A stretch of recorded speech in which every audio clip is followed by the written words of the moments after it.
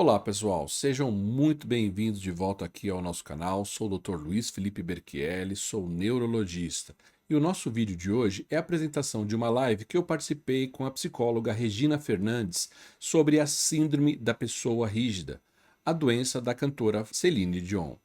Então, já vou pedir para você se inscrever no nosso canal, ativar o sininho e deixar aquele like para ajudar nosso crescimento. E também fica até o final do vídeo e comenta aqui a sua opinião sobre a nossa live. Então, vamos começar nosso vídeo.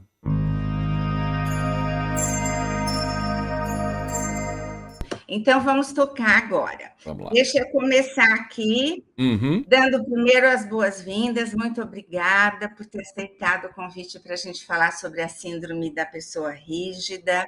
Boa noite a todas as pessoas que estão chegando aqui para nos acompanhar, para a gente falar desse assunto que impactou muito todo mundo a partir do conhecimento da doença com a Celine Dion, porque não é uma doença muito falada, muito conhecida, né? Sim, Regina. Boa noite, eu queria agradecer o convite, a presença de todo mundo que está nos assistindo. É um prazer poder contribuir com esse conhecimento sobre essa doença tão grave e tão incapacitante, que é a síndrome da pessoa rígida, né? E essa notícia da cantora, né, Celine Dion, ter exposto ao mundo inteiro que ela é portadora dessa condição, ajuda muito as pessoas que já têm essa condição a procurar forças para ir para frente numa doença tão grave como essa. E exatamente por isso, como eu sei que muita gente está assustada com a possibilidade, ou enfim, né, com entender como que essa doença surge e se pode ser prevenida, como é feito o diagnóstico. Então, eu gostaria que a gente pudesse falar sobre isso, né? Sim.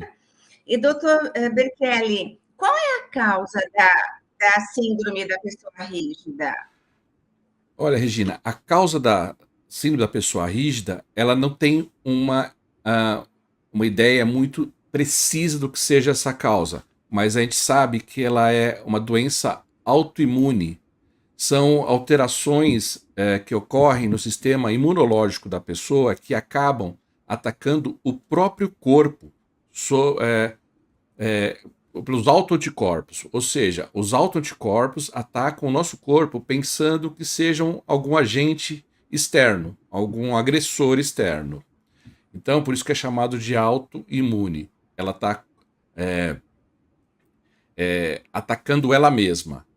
E o que acontece é que a gente sabe que existe um autoanticorpo que já está bem determinado, que é o anticorpo anti-GAD, anti-ácido glutâmico, que ele é um dos que a gente solicita para o diagnóstico correto dessa doença. Tá. Quais são os principais sintomas da doença, doutor Felipe? Olha, os principais sintomas da doença é espasmo muscular e a rigidez. A rigidez acontece geralmente na região do tronco, abdômen e a região lombar. Isso aí é muito intenso e causa dores incapacitantes.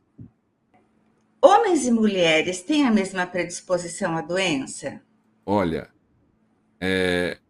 uma boa pergunta que você fez agora, e não. A mulher é muito mais prevalente, acontece muito mais na mulher. Antigamente era chamada síndrome do homem rígido. Agora houve uma mudança para ficar mais adequada, que chama agora síndrome da pessoa rígida. Porque viram que realmente seria ser uma injustiça deixar síndrome do homem rígido. Então, existe uma prevalência muito maior em mulher a partir de 20 a 50 anos, e isso é bastante importante de frisar. Existe uma forma de diagnosticar precocemente, ou tem alguma forma de fazer alguns testes para avaliar se geneticamente a pessoa tem essa, essa predisposição? O que a gente solicita, Regina, é o seguinte: o paciente, a clínica, ela não é específica dessa doença. A gente tem que ter uma suspeição clínica para a gente solicitar o exame específico, que é esse anticorpo anti-GAD, que em altos títulos está relacionado ao diagnóstico da síndrome da pessoa rígida. Títulos mais baixos desse autoanticorpo, né, níveis mais baixos desse autoanticorpo, eles podem estar presentes em algumas outras doenças autoimunes, como a diabetes tipo 1, a tiroidite, e por isso que a gente precisa ter uma suspeita clínica importante. É um paciente que tem dores incapacitantes associados a esses espasmos musculares, nesses grupamentos musculares do tronco, do abdômen, nas costas e nas extremidades também. Tem pessoas que têm esse tipo de alteração. E essas alterações, elas são muito, muito, muito incapacitantes, né? Como eu falei. E a questão genética não tem muito que a gente fazer um exame genético, e sim a gente pede esses autoanticorpos. E não tem também uma prevenção ou até um diagnóstico precoce. Tanto que o diagnóstico demora bastante até você pensar que seja a síndrome da pessoa rígida. As pessoas podem ter outras manifestações que não são características, né? A pessoa pode estar com uma dor muscular aí, fez um exercício demais, distendeu o músculo e isso tá machucando. Mas essa questão genética a gente não solicita, sim os autoanticorpos, que é o anti-GAD. Que outras doenças podem cursar com a síndrome da pessoa rígida? Então, como eu falei, tem a tiroidite, pode vir junto com a síndrome da pessoa rígida, que é uma doença autoimune também. A diabetes mellitus tipo 1, que também é uma doença autoimune, que pode vir junto em associação com a síndrome da pessoa rígida. Não necessariamente seja uma doença que venha junto, ela pode estar em associação. Ela não tem uma coisa a ver com a outra, não são os mesmos autoanticorpos, mas eles podem estar juntos, eles vêm em associação. E qual a prevalência dessa doença na população em geral? A prevalência é estimada em uma pessoa a cada 1 milhão de habitantes. Mas é uma situação que eu falo para você, ela é subdiagnosticada. Poucas pessoas vão pensar na síndrome da pessoa rígida, poucos médicos, até os especialistas vai ser difícil você pensar na síndrome da pessoa rígida.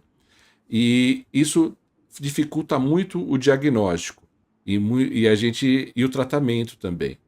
Então, por ser uma doença rara, pouca gente conhece. Tanto que a Celine Dion ter falado, ter exposto a sua condição, vai ajudar muito até na consciência dos próprios profissionais em pensar nessa doença.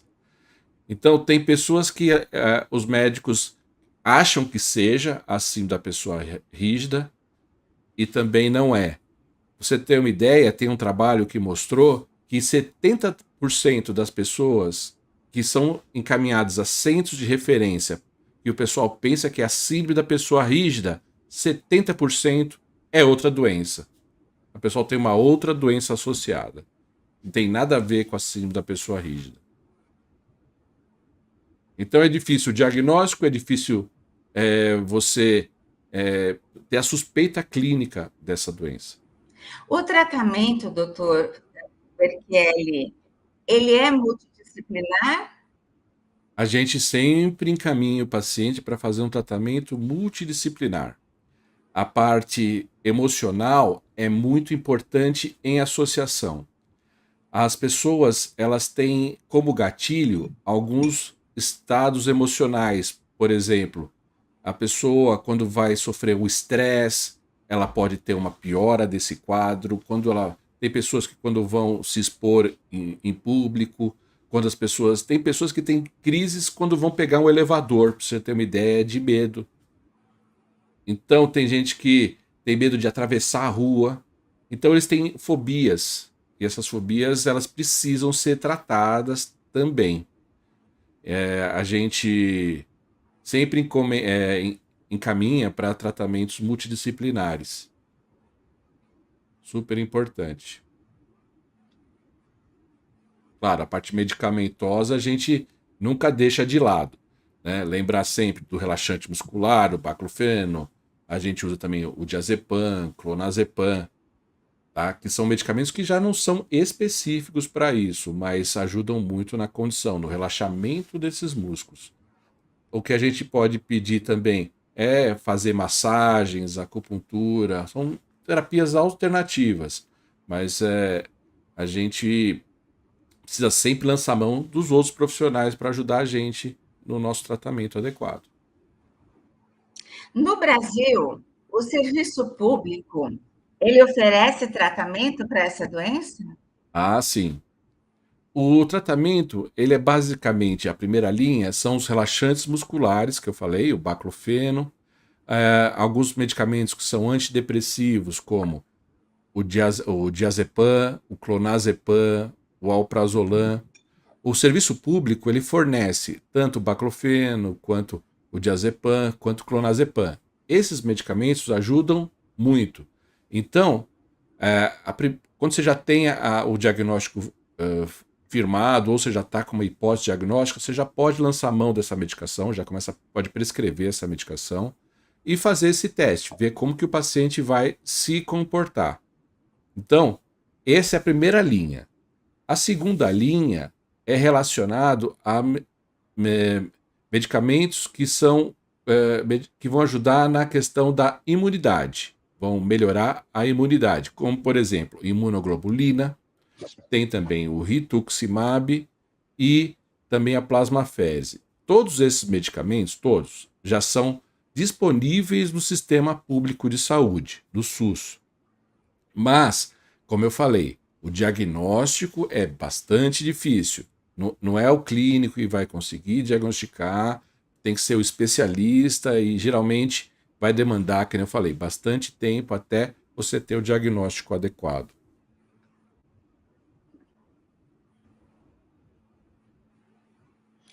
Essa doença tem cura ou é só controle?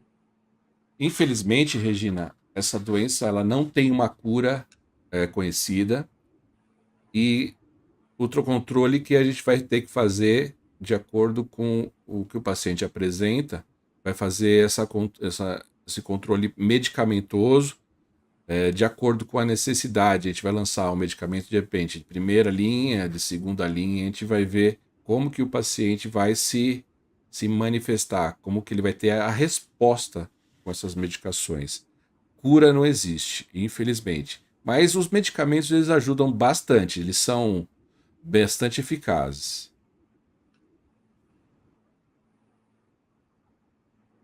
Então, o prognóstico de longevidade, ele é possível? Qual o prognóstico que é possível dar para essas Não, pessoas? a gente, no nosso ambulatório aqui do Hospital do Servidor, que a gente colabora aqui com o pessoal, a gente tem mais ou menos uns 6 pacientes portadores da síndrome da pessoa rígida. O que a gente observa é que a questão é a qualidade de vida do paciente que é muito prejudicada. O paciente tem dores, que eu falei, em determinadas situações que tem o gatilho, que acabam deixando a pessoa isolada. Sair de casa pode virar um martírio para esse tipo de pessoa. Eles podem ter dores. Eu falei, pegou o elevador, tem medo, tem dor. Tem um barulho muito alto, alguém dá uma buzinada na rua, a pessoa pode ter o espasmo, pode ter a rigidez. Então a pessoa acaba se isolando. Isso acaba prejudicando, na verdade, a qualidade de vida. Não diminui a expectativa, mas piora a qualidade de vida. A pessoa ela se isola socialmente. Por isso que eu falei, é importante esse tratamento multidisciplinar. A Celine Dion, ela, nos documentários que são feitos sobre a vida dela, Uhum, são relatados uma vida muito intensa, uhum, ela sempre muito motivada pela autossuperação, viveu algumas perdas que foram bastante significativas para ela, como a perda do marido. Então, a Celine é uma pessoa muito intensa. sim, sim. Essa forma, esse estilo de vida tão intenso em tudo, pode ter favorecido o desenvolvimento da doença? O desenvolvimento não, mas é, a qualidade de vida, o estresse que é submetido, a rigidez nos horários, nas responsabilidades, nas. ah, por exemplo, ela tem que cumprir a rotina da turnê, tem o problema do marido que teve câncer. Tudo isso não causa, mas piora o que a pessoa já tem, infelizmente. Então, todo o contexto ele serve como uma piora do que a pessoa já está apresentando. Se ela tivesse uma outra qualidade de vida, outro jeito de trabalhar, se fosse uma pessoa que fizesse outro serviço, talvez não tivesse uma manifestação tão intensa quanto essa.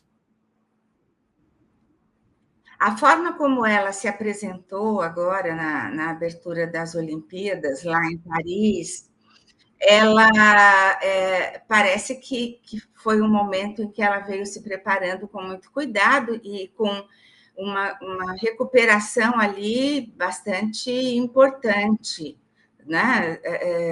Eu imagino que com todos os cuidados de fisioterapeuta, de fono, de uma equipe médica cuidando dela, mas ela mostrou nesses últimos tempos um período bom, apesar de ter tido algumas crises meio assustadoras. Então, pode acontecer da pessoa passar por esses momentos de bons momentos, com fases muito difíceis, ou é no caso dela, mais especificamente, que talvez tenha uma grande equipe ali ao redor dela? Olha, Regina, eu vou falar que a maioria das pessoas acaba tendo uma boa qualidade de vida com até os medicamentos via oral, que eu falei. Diazepam, clonazepam, baclofeno, gabapentina, pregabalina. Consegue controlar com isso. Claro, associado aí a uma boa terapia, né, psicoterapia, ou terapia ocupacional, terapia cognitivo-comportamental, a pessoa começa a se adequar à condição dela. E uma certa porcentagem boa consegue manter uma qualidade de vida boa. Tem pessoas, claro, que ao avanço da doença podem causar outras complicações, necessitando até de cadeira de roda. Mas tem casos que são acabam tendo bom resultado e tem casos que acabam tendo um resultado não tão bom. Tanto que a gente lança a mão da segunda linha de medicamentos, que eu falei, que é a imunoglobulina, o rituximab, a plasmaférese, nesses casos que são mais refratários, digamos assim, à terapia de primeira linha. Né? Mas o caso da Celine Dion, como você disse, é um quadro bastante importante de superação. Né?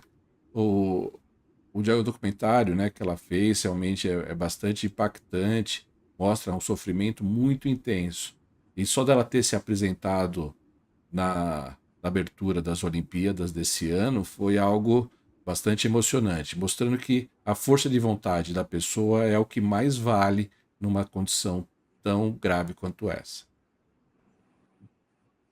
Quais as orientações que o senhor pode dar para as pessoas que possam ter alguma dúvida em relação a sintomas parecidos ou em relação também a essas doenças que podem estar associadas, enfim, que orientações o senhor pode dar para a população para que busquem um atendimento, um diagnóstico, exames que possam ajudar a ter esse diagnóstico não tão demorado, enfim, a doença ela parece que tão difícil de ser diagnosticada, o que é que pode ser feito? Olha, aqui o que a gente sempre precisa para ter o gatilho do nossa essa hipótese diagnóstica, da nossa suspeição clínica, Regina, é que a pessoa seja bastante sincera no que ela está apresentando na sintomatologia, o que ela está tendo no seu dia a dia. Em quais situações a pessoa está tendo essa rigidez, se essa rigidez está piorando gradativamente, tem algo que piora, algo que melhora, já percebeu que alguma coisa fez com que ficasse incapacitada de fazer alguma atividade. Então, essa parte da, do diagnóstico, como eu te falei, é bastante complexo, que muitos desses casos são pensados que a pessoa tem um transtorno de ansiedade ou até um transtorno funcional, ou seja, pensando que a pessoa está tendo um quadro que não seja orgânico, e sim um quadro psiquiátrico. E para isso, não é só atendimento no sistema básico de saúde. O paciente vai precisar ter um atendimento de um nível secundário e até terciário.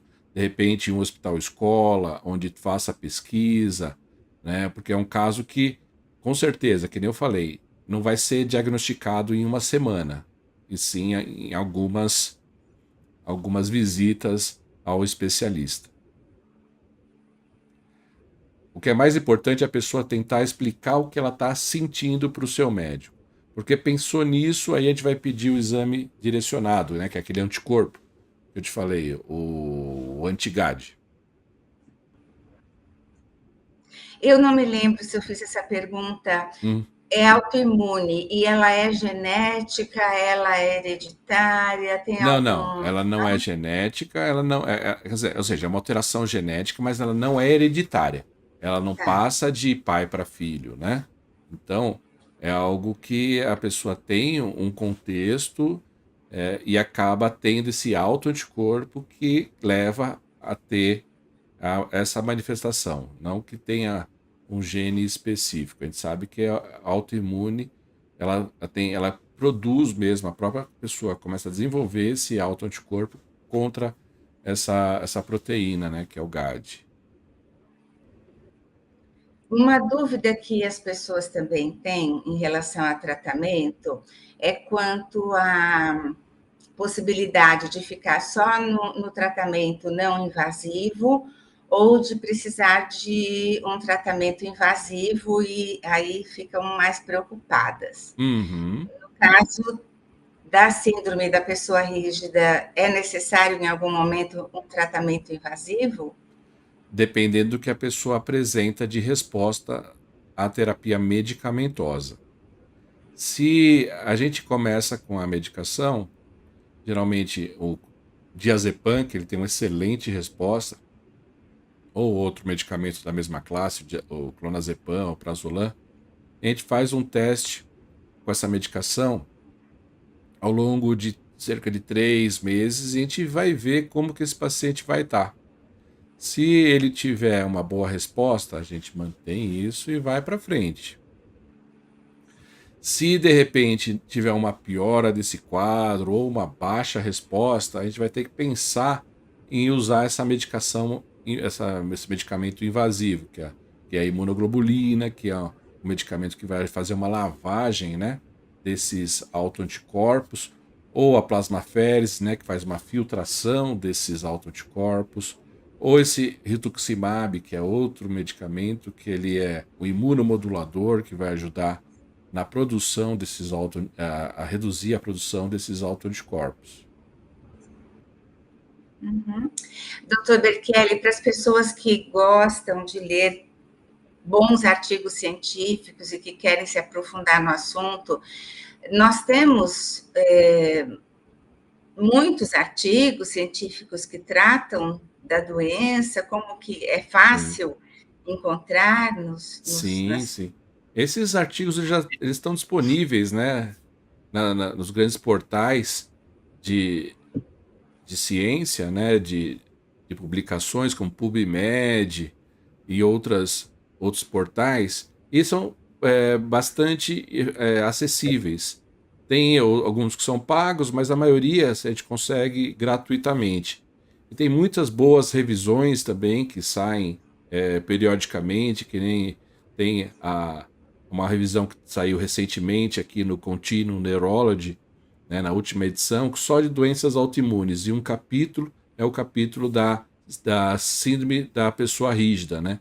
E ele fala que, na verdade, não é uma doença em si, e sim um espectro de doenças. São várias doenças que saem da mesma origem, que tem muitas e muitas manifestações clínicas. Tem casos até, Regina, de crises convulsivas, né? Chama de epilepsia autoimune, casos de encefalite límbica relacionadas ao quadro da síndrome da pessoa rígida. Tudo, na verdade, atrás desse autoanticorpo anti-GAD, porque o GAD ele é uma proteína que ajuda a produção do, do neurotransmissor GABA, que é um neurotransmissor que ele é inibitório. Por isso que as pessoas elas têm esses espasmos tão intensos, porque não está inibido e continua contraindo. E é por isso que a gente lança a mão do diazepam. O diazepam ele aumenta esse anticorpo GABA. A gabapentina faz a mesma coisa, a pregabalina faz a mesma coisa. Então, por isso que as pessoas, quando tomam essa medicação, elas ficam tão bem. Depois pode no futuro não responder mais, mas eles chegam a ter uma boa resposta com essa medicação. Desse jeito, né? Por causa do aumento do neurotransmissor GABA. Super interessante. Bem esclarecedor, porque as informações que chegam são sempre tão superficiais, poucas e gerando muitas dúvidas, né? Principalmente na população leiga que fica assustada, Muito, muito. E não principalmente é por quando menos, né? Não é não, por menos. Você assiste o documentário da Celine Dion, você fica, opa, nossa. é muito chocante. É, Me fala uma coisa, sim, tem algum é, você falou no Hospital isso, do Servidor Público, né? isso, É, lá é um centro de referência para as pessoas procurarem. isso. Lá não é aberto, né? Lá é só para pessoas que são servidoras públicas. Ou para Ah, sim. pessoas que não. É que eu acho que fosse um plano de saúde lá, né? Para as pessoas que necessitam de atendimento gratuito, a gente sempre recomenda os hospitais de referência do SUS. Tá? A gente geralmente tenta os hospitais regionais e esses hospitais regionais, se eles não conseguirem um tratamento adequado, geralmente eles encaminham para hospitais escola. A Escola Paulista de Medicina, o Hospital das Clínicas, o pessoal do interior manda para a Unicamp, tem outras, são tudo referenciado, né? Então, se não melhorar essa questão em um nível, vai para outro nível, e isso assim progressivamente. Tá. Por isso que eu falei, também é difícil você ficar galgando esses passos. Por isso que eu falei, o diagnóstico ele vai demandar tanto tempo quanto paciência do paciente e dos seus familiares também. Que causa toda essa questão que a gente falou, né, Regina, da ansiedade, que é muito importante. E piora também o quadro clínico. Se você vê que vira uma bola de neve, né? Porque, pelo que eu entendi, é meio que feito por exclusão, né? Sim, Esse diagnóstico. não tem uma manifestação clínica específica. É dor. Ela tem uma dor no braço, dor no peito, um estiramento muscular, na barriga, nas costas. E é- o diagnóstico a gente vai pensar quando tem um quadro muito intenso, que não tem resposta. É um sinal de alerta quando não tem resposta nas terapias tradicionais. Então a gente sempre tem que ter uma orelha em pé. Porque muitas pessoas, Regina, para você ter uma ideia, têm até deformidades ósseas de tanta contratura muscular que tem. Tem lordose, cifose. E geralmente essas pessoas vão por quem? Por ortopedista. E se o ortopedista não tiver uma suspeição que tem algo neurológico associado, a pessoa nem é encaminhada.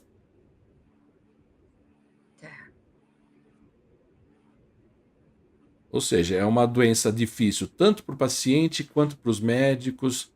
E por isso que é importante essa conscientização que a gente está fazendo. Eu acho que uma live dessa, Regina, tem que fazer todo ano, É verdade. entendeu? Tem que ter todo ano para sempre vai ter novos públicos, novas pessoas para conhecer isso. Eu tô vendo aqui na estatística, pra você ter uma ideia, aqui no Instagram já tiveram 17 pessoas assistindo aqui, tá? Então, as pessoas estão querendo saber, estão querendo entender, porque, vou te falar, se não é o especialista, ninguém nunca ia falar, não existe, essa pessoa está tendo crise muscular, aí é nada, é bobeira, é frescura. Quantas vezes? Quantas vezes? Então, isso que eu te falei, o pessoal pensa que é uma crise de ansiedade, é um quadro funcional, tá nervosa, a mamãe tá nervosa, deixa lá do lado. Sim, Assim, assim como o doutor Bekele, a gente ouve, né, de, de profissionais da saúde que não sabem, né, que não tiveram na graduação ou mais experiência, é, relatam para a pessoa que não, essa dor que você está sentindo, ela é psicológica, a sim, gente não tem nada aqui nos seus exames e a pessoa está realmente com algum problema sério, né? sim, Uma dor neuropática, uma fibromialgia, difícil de diagnóstico. Então, toda live, toda forma de comunicação que a gente possa ter para esclarecer, eu imagino também como os alunos de medicina gostam de sim, ouvir, né? De sim, aprender com sua experiência. E, então, é importante mesmo que a gente faça esses encontros. sim. Concordo. É uma doença rara, mas ela é muito incapacitante. E não é porque tem poucas pessoas que a gente não precisa conhecer e tratar adequadamente essas pessoas que estão sofrendo, não é mesmo? Sim, claro. E o sofrimento é muito grande, tanto para a pessoa como para a família, e assusta também quem convive com essas pessoas e que Sim, pensam, meu Deus, o que é isso que está acontecendo com ela? E será que vai acontecer comigo também? sim. Ela tem a deformidade, né? Essa deformidade muscular, as pessoas se assustam muito, né? E se você for ver no próprio trailer, né, do documentário da Celine Dion, tem um momento que ela tá com um massagista lá dela tentando aliviar uma crise que ela tá tendo.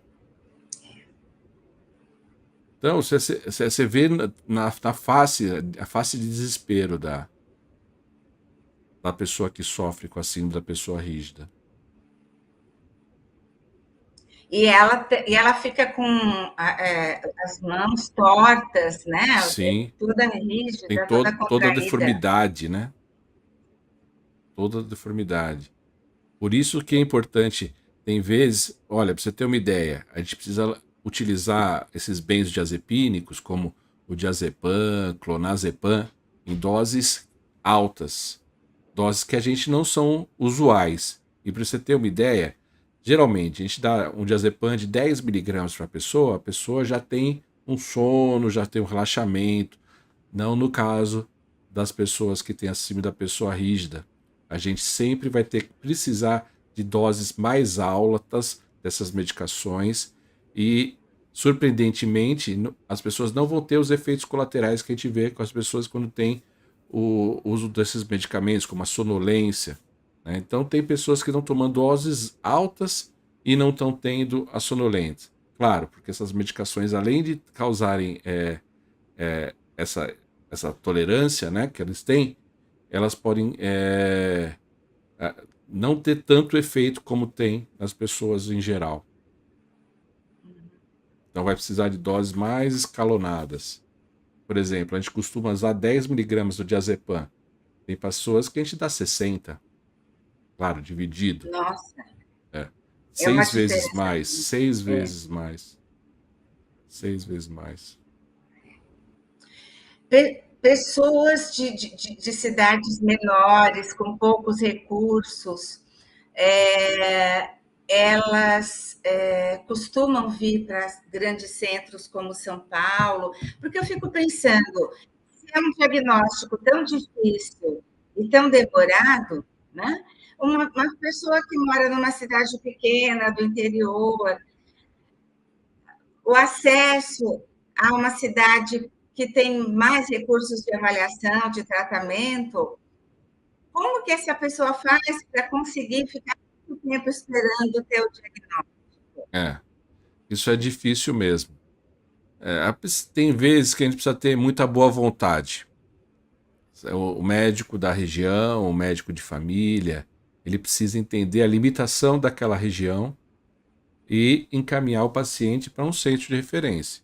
Tem que ser desse jeito. Pessoa que mora em zona rural. Então, essa é a grande função do médico de família.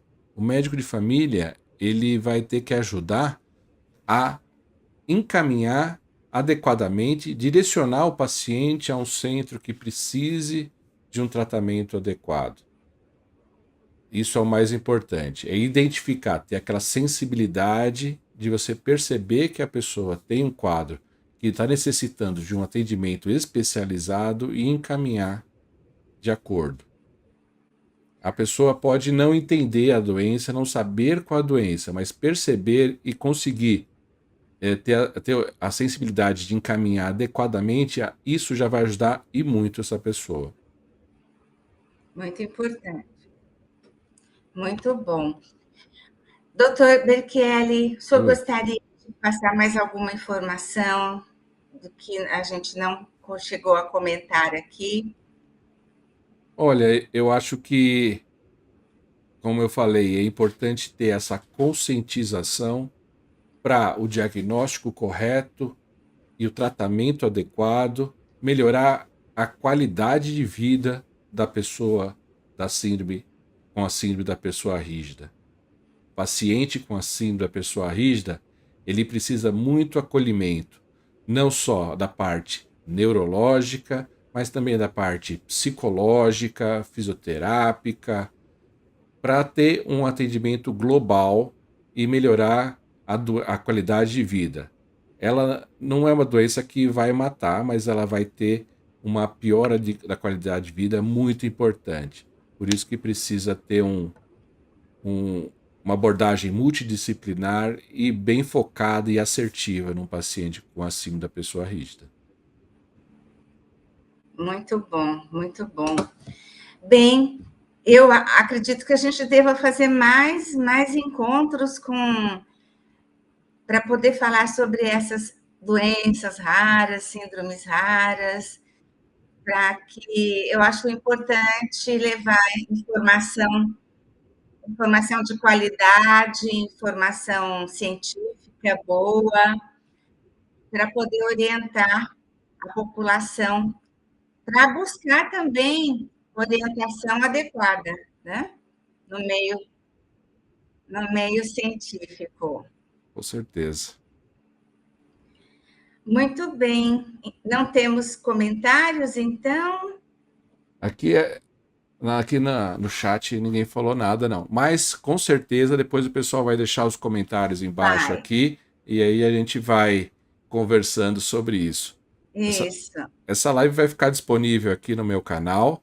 Também depois eu Ótimo. vou deixar para você. Eu vou ver se eu consigo já baixar e te enviar o conteúdo dessa live. Depois, se você Beleza. quiser, pode depois republicar no seu canal, não é? Ótimo. Tenho certeza que foi um encontro importante. Com certeza. Eu agradeço muito o convite, viu, Regina? É um prazer sempre Eu que para agradeço. poder contribuir aí nas suas lives, para a gente conversar direitinho. Esse foi um prazer. Prazer foi meu. E até uma próxima. Ah, com certeza. Um Boa abraço. noite a todos que Boa assistiram. noite. Eu agradeço a todo mundo. Muito obrigado. E aí, pessoal, gostaram do nosso vídeo? Então já comenta aqui embaixo, deixe sua opinião, seus comentários. E também vou convidar vocês para assistir esse outro vídeo sobre a síndrome da pessoa rígida, que já está aqui no nosso canal. Então, antes de ir embora, vou pedir para vocês se inscreverem no canal, ativarem o sininho e deixar aquele like para ajudar o nosso crescimento. Até os próximos vídeos.